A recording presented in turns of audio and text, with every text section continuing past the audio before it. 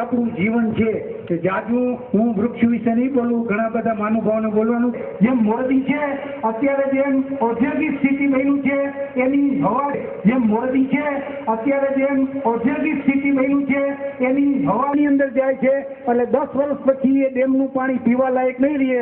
તો આપણી સરસ મારુતિ સાહેબ વૃક્ષ છે કીધું. આગળ ગામડાઓ કેવા હતા એના માટે કવિએ કલ્પના કરી છે કે આંબા આંબલી લીમડા છે, જોઈને ખરેખર આનંદ થાય છે.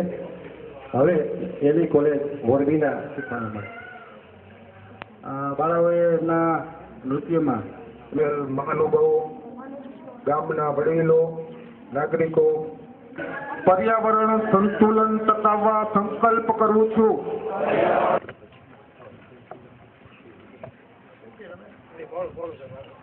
સાહેબ બસ મોટું ઈ ઝાલ રાખો ને આ બાજુ રાખો.